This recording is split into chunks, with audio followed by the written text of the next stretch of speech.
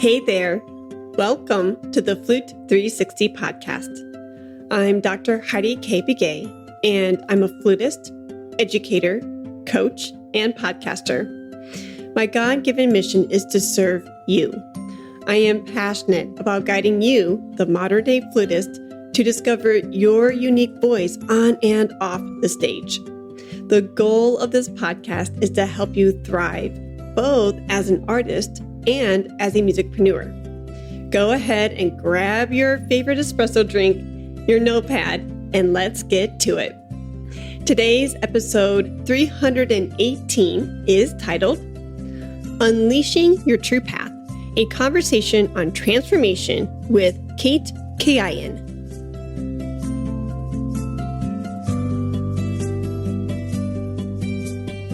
Hey there, Flute 360er. Are you feeling stuck in your music career? Wondering if there's more out there for you beyond the traditional path? In her groundbreaking book, Beyond Potential, cellist, coach, and author Kate Kayaian gives you the permission and the roadmap to redefine what success looks like for you. Whether you're questioning your current path or looking for a way to reignite your passion, this book is packed with real stories, actionable exercises, and inspiration to help you carve out a career that truly fulfills you. Why read it? Discover new possibilities for your music career. Overcome limiting beliefs and take control of your future, and get the clarity and confidence you need to pivot successfully. Pre-order your copy today at katekayaian.com/beyondpotential and gain exclusive access to Kate's free masterclass on project creation and time management.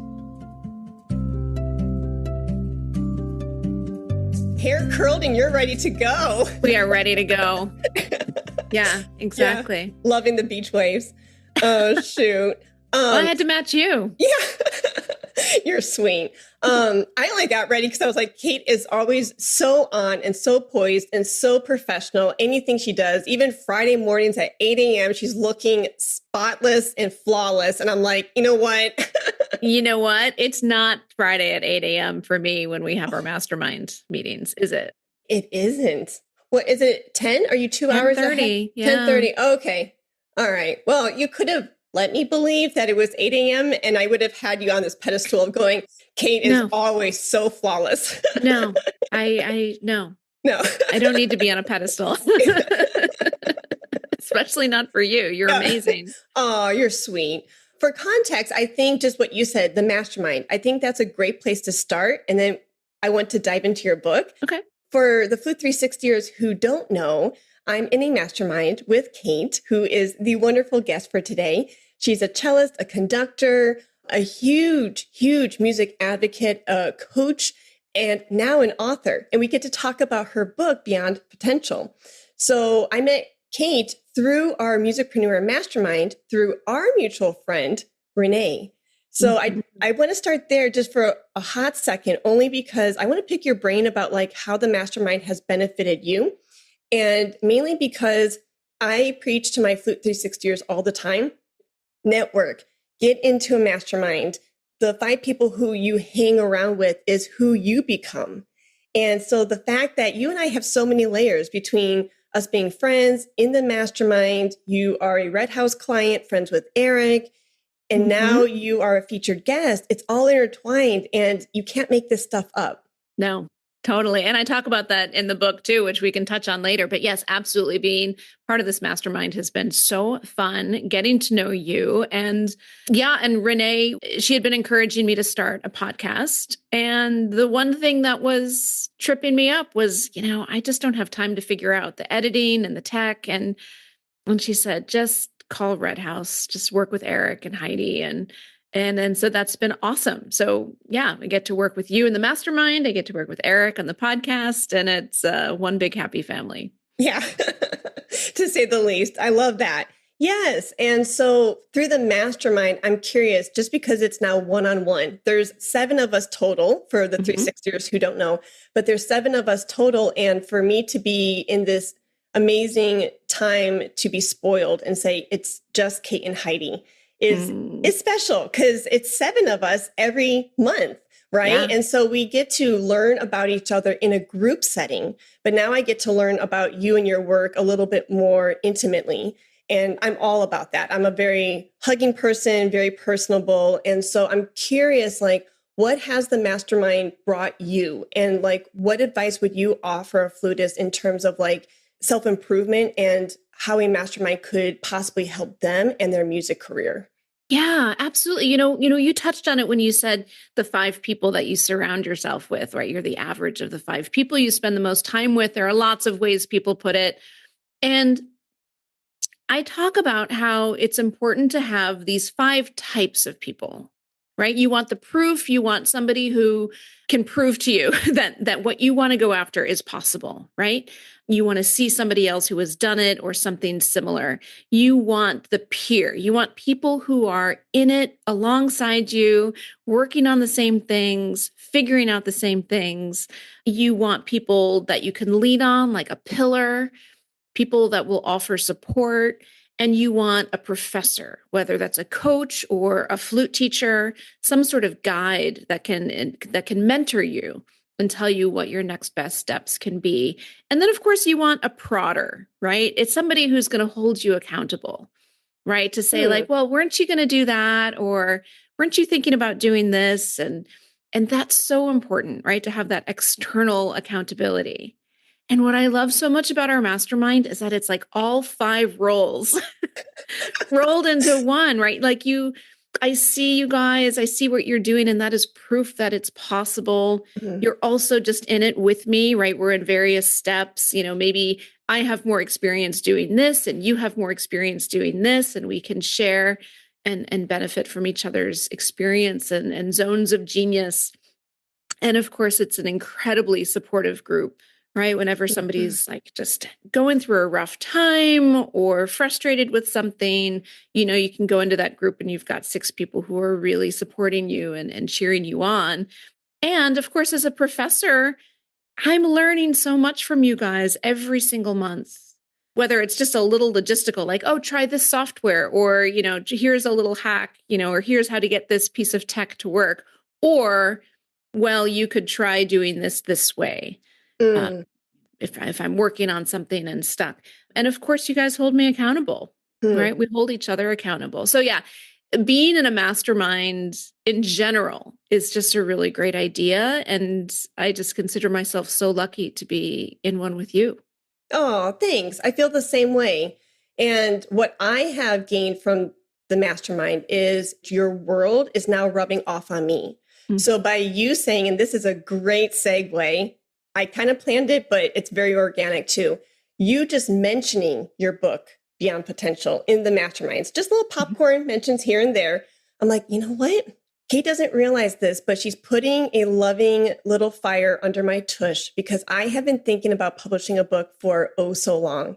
Yes. And just hearing Kate talk about putting it together and you working with the publisher and now the details, like marketing your book, it's like, okay, that verbiage, Kate's world is now in my orbit. Now these words of publisher, editor, author is circling around in my noggin and thinking how much easier, not easier per se, because I have to still do the thing, but easier in the sense of like, it's attainable. My friends are doing it. It's within reach for me. And that gets me really excited and also accountable. It's like, Kate just put out a book. Like, what's my excuse? Come on. And so I wanted to share that with you because every time that you've mentioned the book in the mastermind to some degree, that's what's playing it on in my head, in my own personal space. So I wanted to share that with you because I love that so much. That makes me so happy. And that's exactly it. Like I became the proof. If you're like, oh, there's this thing I've always wanted to do. And like, well, Kate just did it. Can't be that hard, right? If Kate did it, anybody can do it. And yeah, so I'm just so thrilled to hear that. And of course, now that you've said that out loud to me and, 1 or 2 of our friends listening to this podcast, we're all going to hold you accountable. Yeah. Your podcast listeners are going to be writing you saying, where's that book? Where's that book, Heidi? And the funny thing is because you are the accountable person to me in the group, like each of us seven have a hat and a role that we play. And we change those hats. Some people are the person, to keep X person accountable, or that person, for example, may be the encourager that week, the tech person that week, like the guys are very techy, right? And so we kind of interplay and we change those hats. But for me, you are the accountable person in my world. When I hear you talk, it's like I watch the thoughts and how your brain kind of turns in the mastermind. And I'm like, oh, she's now expressing like the meaning. And even though the black and white is coming through, behind what she's saying, she's thinking of that system. She's thinking of the outcome. She's thinking of like, I need to hold myself accountable. Like I can hear the gears moving in your head. And that is a teacher in of itself. And so full circle, my point is, I never said out loud in the mastermind, hey, Kate, I'm thinking about doing a book now, because to me, you are the person who would hold me accountable. And so I will. So if I say it out loud, I'm like, oh my gosh, we're doing it because Kate's here and she's going to be that loving friend to do just that. Heidi, you're writing a book. Done. Yeah. It's done deal. Contract is signed. You're writing a book. I'm so excited. I love that. And I'm honored to have inspired that in any way. So yeah, I wanted to give you that. And I just wanted to share that. But enough about my potential book and the book that will come out in a year from now. I cannot wait to share with the 360ers your Beyond Potential book that you just authored. It is fantastic. And it's thank you. It's very Kate. I hope so. Yeah, I hope very so. Kate. Yeah. I poured my heart and soul into this book, and I wrote it for me 10, 15 years ago. I wrote it for me 5 years ago. I wrote it for everybody out there who is questioning whether they are on the right path, whether there is room to expand that path. Anybody who is kind of questioning what they're doing with their career. And of course, it's centered around my experience in the arts. I was a cellist. And yeah, it's the subtitle is A Guide for Creatives Who Want to Reassess, Redefine, and Reignite Their Careers. And I just love it. I'm so excited for it to be out in the world. That's amazing. So like you said, you wrote it for your past self, your present self, your future self. And then we get to benefit from that. The flutists out there who are listening, they go, oh my gosh, okay, this is for me too. So we get to tap into your world. And I know you wrote it for the modern day musician, the musicians out there who are questioning their path, because I don't want to put words in your mouth, but when I have questioned my path on my musical journey, it can be very discouraging and you can feel like you are alone. It can be depressing at times. It can be hair pulling, like, what the heck am I doing? And I know I speak for a lot of flutists. And so can you kind of shine a light onto, as much as you want to share intimately, can you share a little bit, like, as you were making not just one pivot or the big pivot, but these small pivots along the way across your musical journey, like where you were and what space you were in, and how did you get yourself out of those seasons to, see the light at the end of the tunnel? Absolutely. No, I'd be happy to. There have been a lot of moments in my life as a cellist where I didn't always do what I was supposed to do. And it was very clear to me that I was going against what was expected.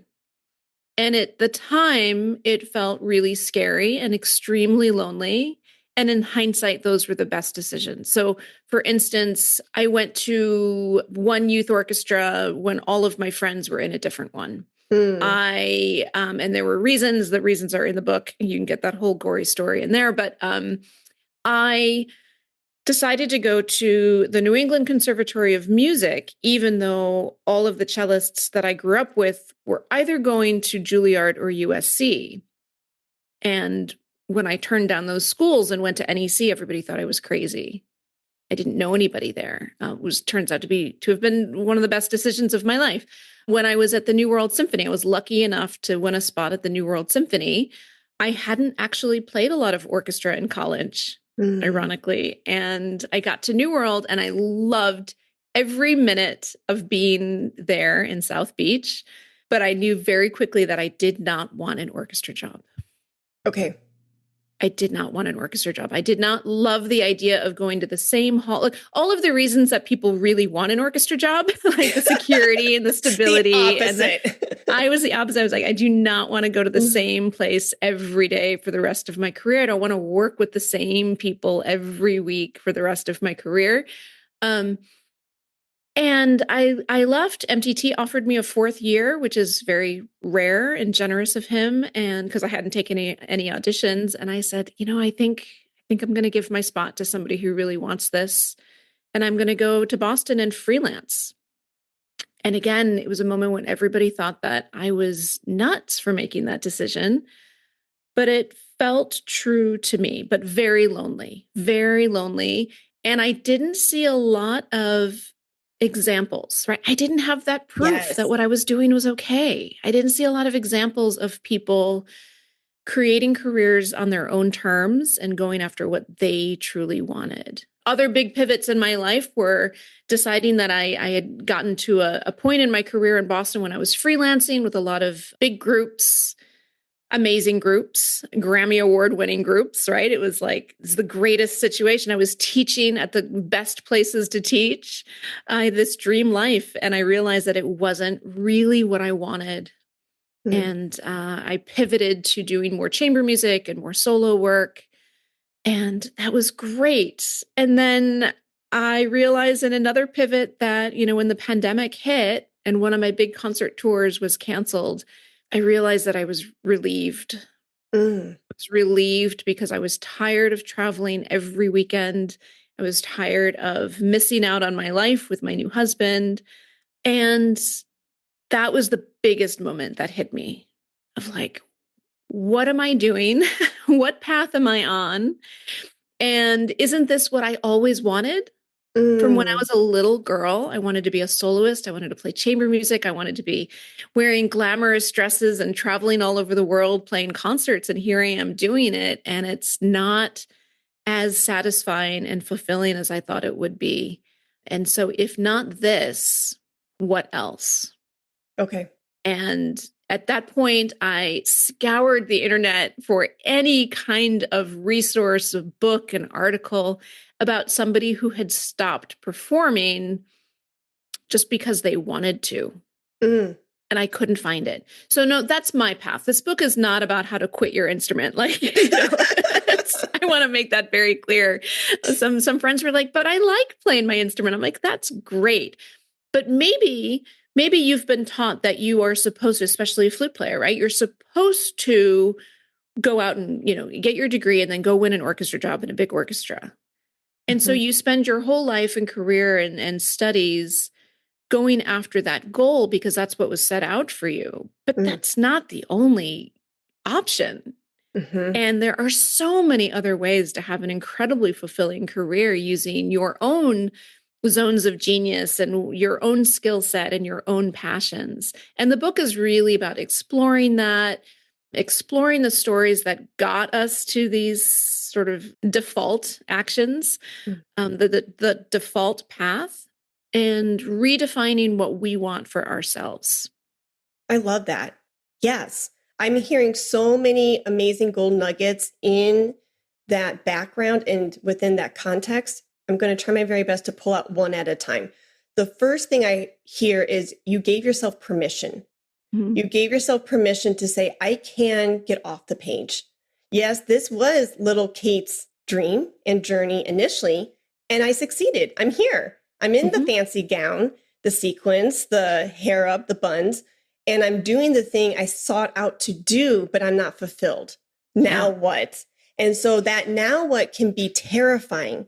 And I hear that from my clients all the time. And I say, yes, it can be terrifying, but it can also be so exhilarating because the possibilities are endless. Don't see it as, oh my gosh, I'm letting go and, and it's going to be so sad. Yeah, you grieve that identity if you need to, but to try on different hats and to put on different shoes, you might end up sitting in a chair that you're like, wow, this is really well suited for me. I was shooting for, the blue IKEA chair, but here I am sitting in this beautiful floral print Target chair. And you're like, this is kind of nice. So that's one element that I'm pulling out from your story. Yeah, that's a great analogy with the chair. For me, luckily, it's a strange choice of words there, but I had the pandemic time, right? Okay. So my concert, this big West Coast concert tour was scheduled for the spring, March and April of 2020, which of course got canceled, and everything got canceled. And I just sort of said like, okay, well, this is my chance to give myself a little sabbatical. I'm going to take the next 6 months and see how I feel. Mm. Right. I didn't have to cancel anything myself. I didn't have to make any grand announcements. There were no concerts. Everything had been canceled on me. So like, I just had this time to sit and see how it felt, to try on, to sit in that new chair and see how it felt. And I started, because I can't really sit still, I started an No, you online, can't.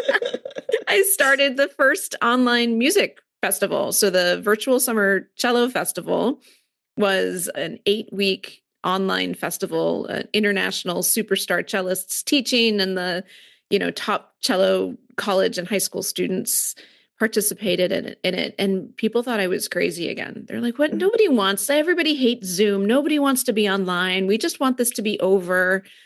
And I said, well, let's try it.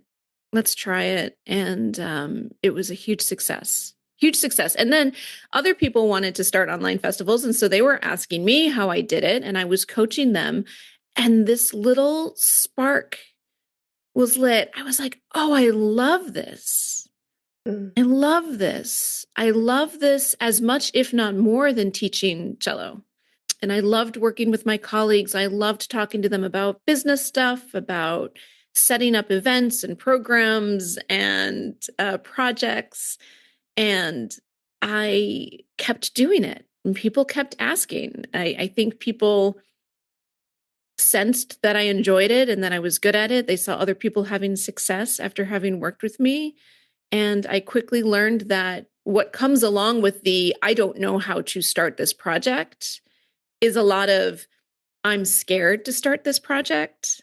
Okay. And who do I think I am to start this project? I had a lot of younger, brilliant musicians who, maybe they wanted to start a little festival and they're like, well, but I'm just fresh out of grad school or I'm just fresh out of college. Like, who am I to do something like this?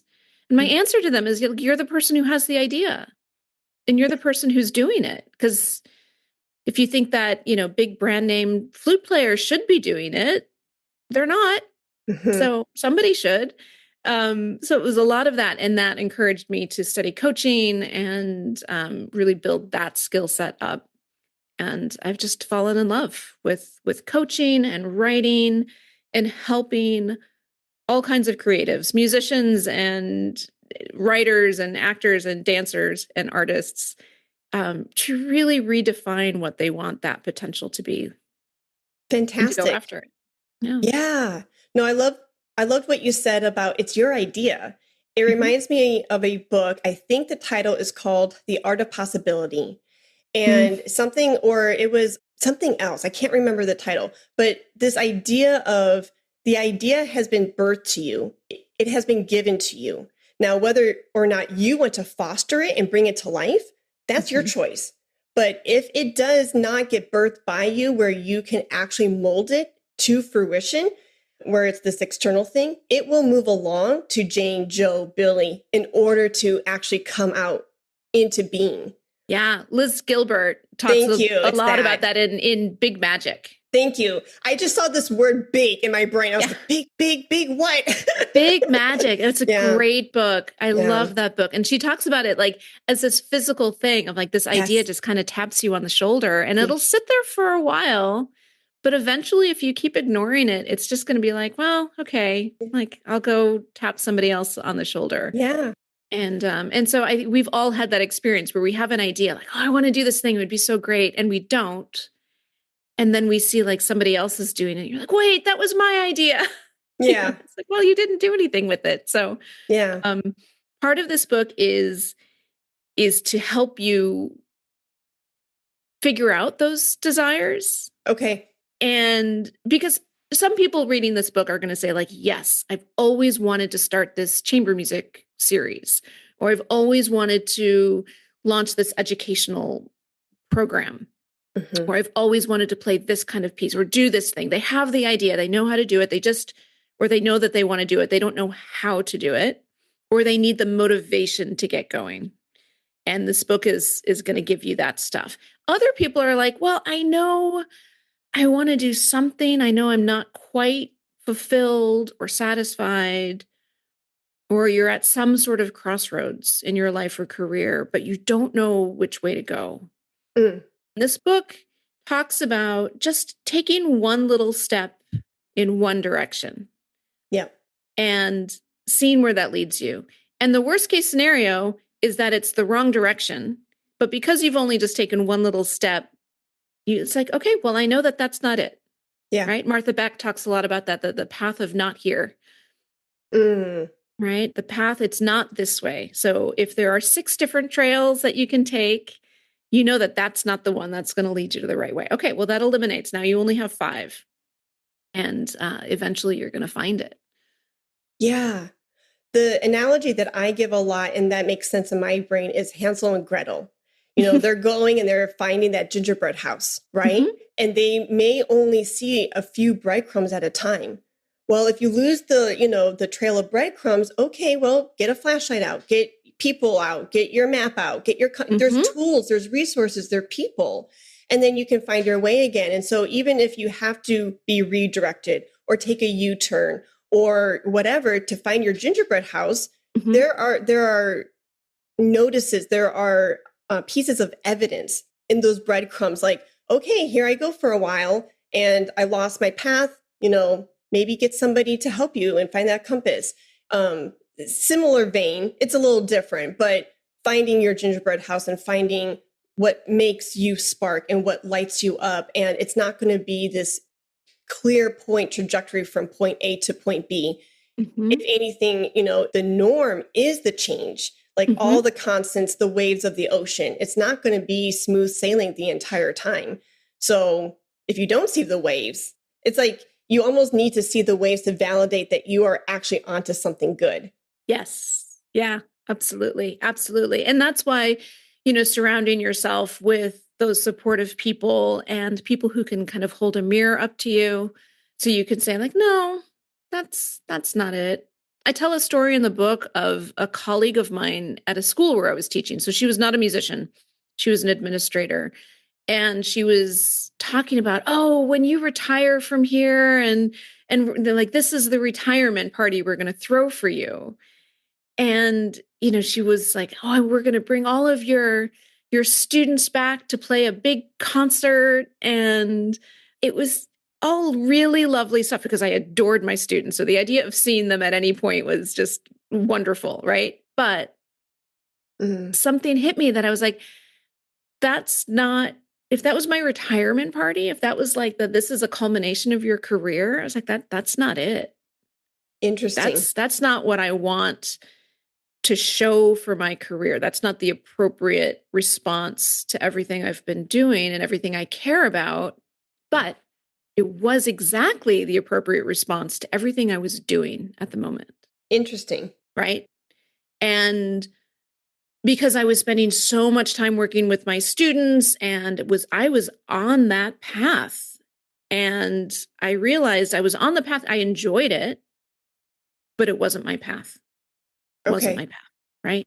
Okay. So I think it's an important thing for us musicians because there are so many wonderful things that we can do in music. And it's important to be able to be honest with ourselves and say, I have this job and everybody tells me how lucky I am to have won a job. And I like my colleagues. I like the conductor. I maybe don't love living in this city, but like, that's okay. It's and, I like the music, but sometimes it just doesn't feel really that satisfying. And of course, no job is perfect all the time. But if you have this gnawing feeling and if you have the permission, to bring back that word you brought up earlier, if you can give yourself permission even to question it, of like, okay, just because I have lived with this belief that one is lucky to ever win an orchestra job, and I did, doesn't mean that I have to keep it forever. If my heart yearns to be a professor and work with a group of incredible flute students, I can go do that. If my heart yearns to commission new works for my instrument and perform and record those, you can do that too. You want to play chamber music, go play chamber music. You want to go be an accountant, go be an accountant. It's fine. You can do whatever you want. And I think that particularly for musicians, we are often pigeonholed at a very young age. Exactly. Yes. And we're told what our potential is from a very young age. Oh, Heidi, you're such a great flute player. You're really going to make it, and you're going to do this. And we take that in and we internalize it. And of course, it comes from such a beautiful, generous place from the person who's saying it, right? They're being supportive. But often I think that we can internalize that to a fault. I see. And see it as a script that we have to follow because somebody else said, you've got the potential to do this. We decide somehow in the backs of our minds that we have to go pursue that one thing. Okay. And I think it's really good if you're in college right now, if you're in high school, deciding what you want to pursue in university. Maybe it's the opposite. Maybe you're being told that you shouldn't go into music, but you really, really want to. Well, you can. You can. And if you really want to that badly, you should. No, I love that. That's amazing. And maybe we don't give ourselves permission for everything you just stated. Like we get pigeonholed. This is, you are a performer, right? And maybe too, it's the industry in of itself. It feels rigid at times. And I think we're breaking free from the rigidness of like, here are your two jobs. You can play in an orchestra or you can teach in academia. Go. And if you don't, go. It sounds like Monopoly or something. Go. So, and then if you make it, great. And then you're like, but kind of like what you were experiencing. Or if you don't make one of those two positions, oh, I'm not enough. I don't have the skills. I don't have the talent. My work isn't panning out the way I thought it was going to, etc. So us as musicians being asked to be flexible with our careers, and this always gets me, and I want to pick your brain on this. We are such creative artists where we get creative with our tone colors, articulations, things like that. But when it comes to our career and we are asked to be flexible and creative and get off the page in terms of the terms of your career, what it's going to look like, the different hats you get to wear, we somehow tense up and get so fearful and intimidated and we just shut down. And it's like, wouldn't you think the opposite would be true because of our training? Because of us exploring the tone colors, vibrato, articulation, right? We would have that's why I think a lot of musicians could be amazing musicpreneurs. Not everybody has to be a musicpreneur, but that's what an entrepreneur is to find solutions to the problem. So when there's a problem in your career, finding the solution, I would think would be second nature, but for some reason we shut down 9 times out of 10. Well, I think I know why. Okay. I think I know why, because you're right. Like as soon as musicians open up to that possibility that it's okay to do that and get creative with their careers, they fly. Okay. Right. They do incredible work. I think as musicians from a very young age, we are taught to wait to be chosen. Ooh. Right. You're in a studio growing up and your teacher tells you when there's a recital. Okay. Your teacher tells you when you're going to perform. You audition for a youth orchestra or for districts or All-State, and you're chosen or not. Interesting. And if you're not chosen, you can't just show up to All-State and play. Like if you weren't chosen. What are you doing here? Get out of here. Right, yeah. And even, so the big name flute player comes to town and is going to do a master class, and your teacher chooses 3 students from the studio that are going to play in that master class. So I think we are taught from a young age that we're only allowed to do things that we have been invited to do externally. Thank you for that. As like from one coach to the next, I never could wrap my mind around that. And my heart went out to these people because we're doing similar work. And I could never wrap my mind around it. And I'm like, what am I missing? What's the Mhm. missing link? And you're Mhm. right, like in our career, like you are chosen for the position, you are chosen for the competition, etc. Yeah. But Okay. aside from, if you want a job in academia, if you don't get that job in the job search, you can't just start showing up and teaching students there. Okay. You can't do that. You can't just show up to the Chicago Symphony and be like, I'd like to play flute here, right? But with the exception of those things, Okay. we are allowed to go and do anything we want. I wanted to start an online festival for cellists in the summer of 2020. There was nothing stopping me. Do There were a it. lot of Yeah. people trying to stop me. And my brain for sure was trying to stop me. My brain was saying, like, don't do this. It's so much work. It's not going to work. People are going to think you're an idiot. Your reputation is going to tank if this doesn't work. My brain was trying to give me every reason not to do it. Mm. Nobody asked me to. Right? Juilliard didn't call me up and say, hey, Kate, can you start an online cello festival in our name? Right? I just did it myself. And it was it's always a bit of a risk, but it's always worth it. Always worth it. And I think that is one of the biggest messages and the biggest gifts that we as educators and mentors can give to the next generation, and perhaps even our own colleagues, is to, as if they need it, apparently they do, to give them that permission to say, we're out of school now, so you don't have to wait to be chosen anymore. You don't have to wait to be chosen. If you have an idea, just do it. Yeah. Just do it. Go for it. Give it a shot. Maybe the mantra is, and the affirmation is, I choose myself. And reminding yourself that this is an option. And yes, the committee didn't choose me to do the cello, program or whatever for Juilliard, but you are, and this is something I've always thought in my music career as a teacher too, is, say for example, you are not the cello professor at Juilliard, but can you not be, like, how powerful and empowering can this piece be? You are the Juilliard in your local region. You can be that amazing Juilliard cello professor in the east side of Dallas, Texas. Well, here's an example of just that. Okay. I had a client come to me, this wonderful musician that I had known a little bit, and they came to me and they said, I'm just not happy with my career. Like, I just, I feel like I'm pretty good and I have this great background, and like none of the big conservatories are asking me to teach or get involved. And, I'm not really playing a lot of chamber music. I'm just sort of doing gigs. And so I said, well, what do you want to be doing? And they told me, and I said, okay, well, let's create those opportunities for yourself. So she decided on some rep that she wanted to learn and record, and she did that. So she's got recordings out. She started her own festival, and she dove into her teaching because being a pedagogue was really important to her.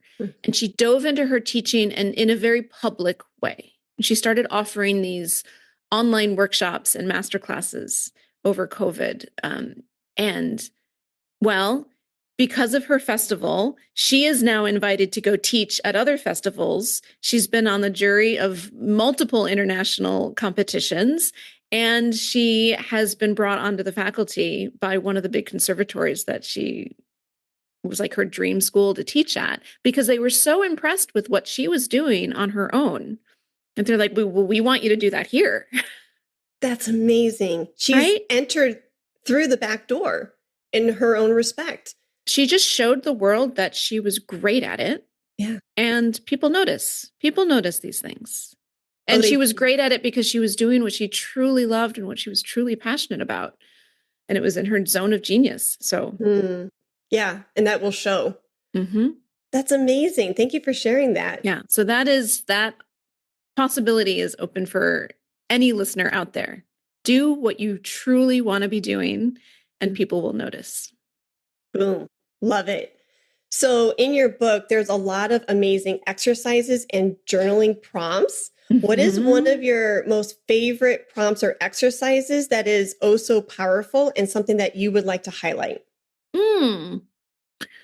Oh gosh, there are a lot of them. They're sprinkled through. I mean, and the book is really meant to be a reflective exercise. So it's not just me telling you things. It's not just me telling you how things are or how they could be. It's we talk about something and then you have the opportunity to do some self-reflection and see how those exact issues or concepts apply to your life. Mm. One reframe that I absolutely love that I talk about all the time. If you listen to my podcast or read any of my content, you're already aware of this, but this I can't talk about enough. And that is the concept of turning your no because into yes if. Mm. Right. So can you run, I'll just give an example of my festival. Can I do an online festival? No, because the sound on Zoom isn't great. Can be turned into yes, if I send all of the teachers and all of the students good microphones. Right? Mm-hmm. If I can send them microphones that will help the sound and make them sound good, then this festival will work. Mm-hmm. Okay. Can I play more chamber music? No, because I'm not being asked to. Well, I can play more chamber music. It becomes a yes if I put on my own concert and invite some colleagues to come and play with me. I can do that. Yes, if, right? There are always reasons not to do something, even down to, can we take this nice, expensive vacation this year? No, because we don't have the money. Can become yes, if we cut down on going out to dinner for the next 3 months, if we drive less and save on gas costs, if we sell our third born child, I'm just kidding, whatever it is, like, and it might not be possible, right? It could be like, could we take this vacation? Yes, if we sold our house, but we're not going to do that. Okay, so that goes off the table. But at least you've looked for every possible way to do it.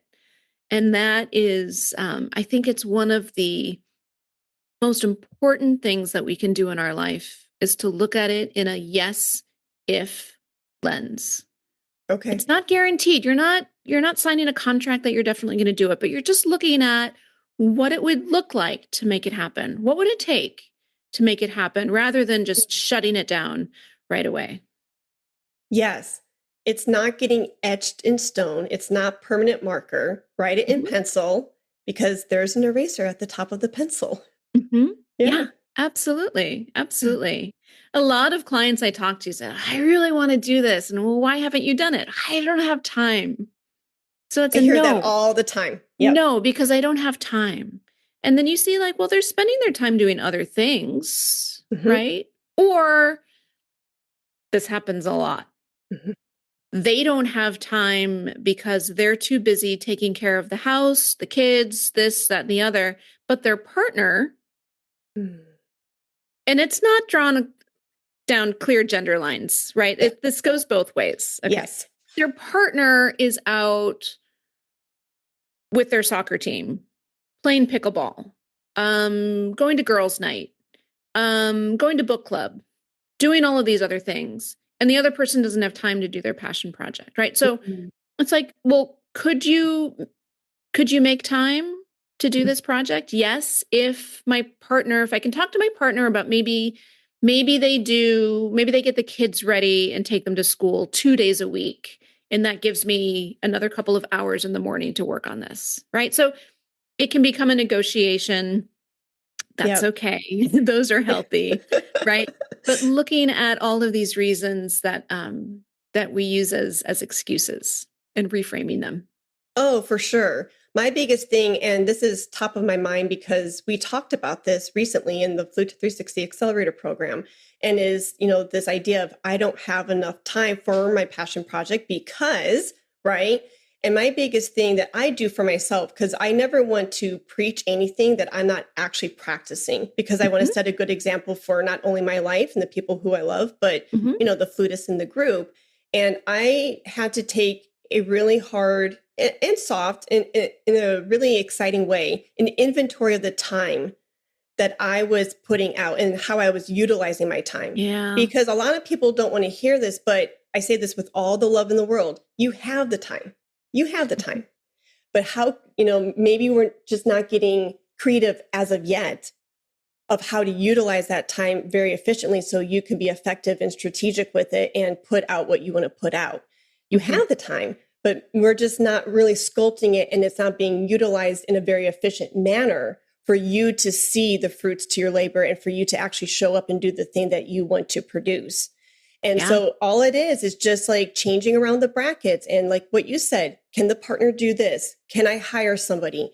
Can I delegate? Can I hire out certain things?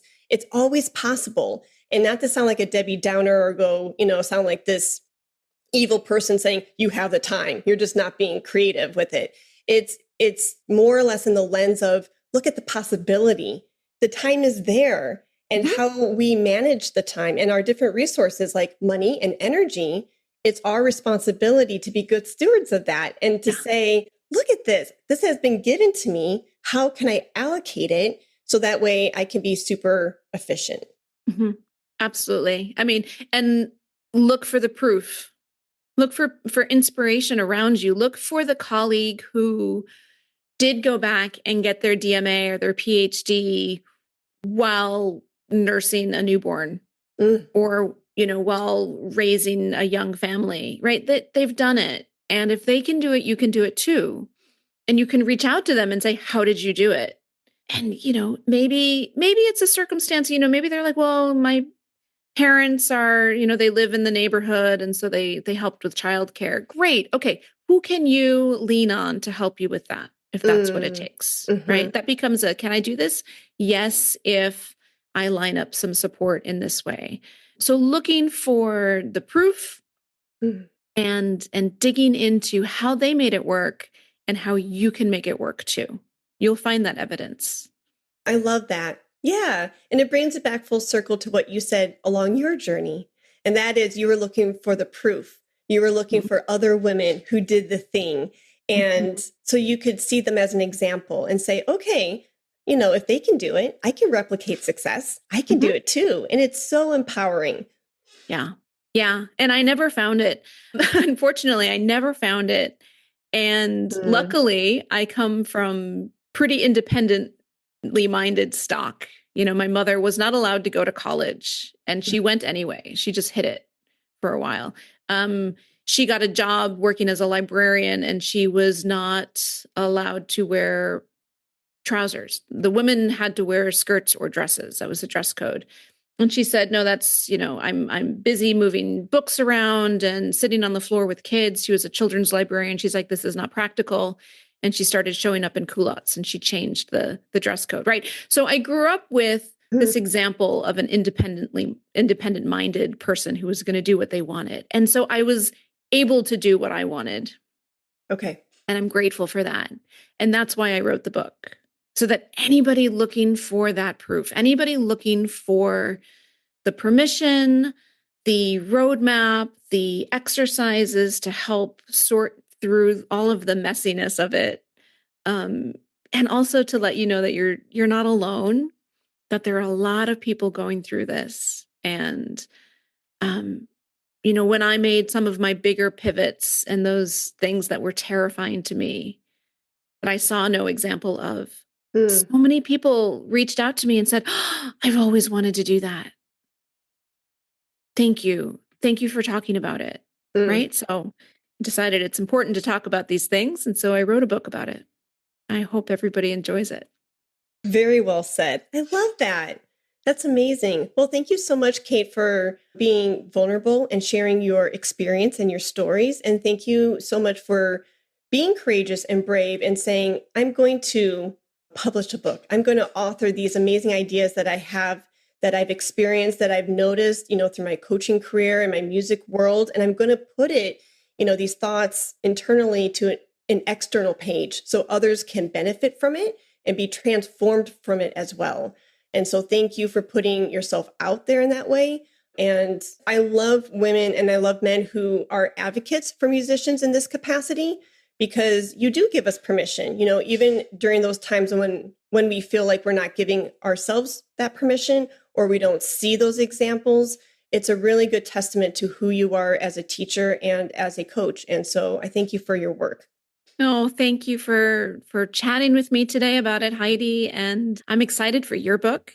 I'm excited for your listeners to get a copy of Beyond Potential and let me know what you think about it. And if anybody wants to, it's available for pre-order now. It comes out on March 25th officially, but you can grab it anywhere that you can find books. And if you pre-order it and hop on my website, I think maybe you can put a link in your show notes. Would that be possible? Oh, for sure. Yes. Oh, that's fantastic. So we'll put a link in where you can sign up to join me for a free bonus masterclass that I'm giving on how I do project creation and time management and sort of get going on new creative ideas. So that's if you pre-order it, and really excited for people to read the book. Like I said, I poured my heart and soul into it. It's a very vulnerable thing, just so you know, Heidi, writing a book like this. But I'm really proud of it, and I'm excited for it to be born. Excellent. And what is your website's URL? It's katekayaian.com, and we will put that in the show notes because there are all sorts of A's and I's in there. It's a beautiful last name. Oh, thank you. Thank you for your time, Kate. And all of those links will be in the show notes below. Thank you guys for listening. And until next time.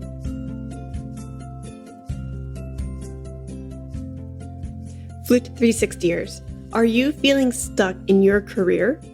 Maybe you love teaching, but want to explore new performance or job opportunities. Or you have big ideas for your business, but struggle to take that first step. Or maybe after years of study, you're finally stepping into your full artistic identity, but you're not sure where to go next. You're not alone. The Flute 360 Accelerator Program is here to help. On Saturday, March 29th, 2025, from 11 a.m. to 1 p.m. Central Time, we're hosting a mastermind and masterclass designed to give you the clarity, strategy, and support you need to move forward.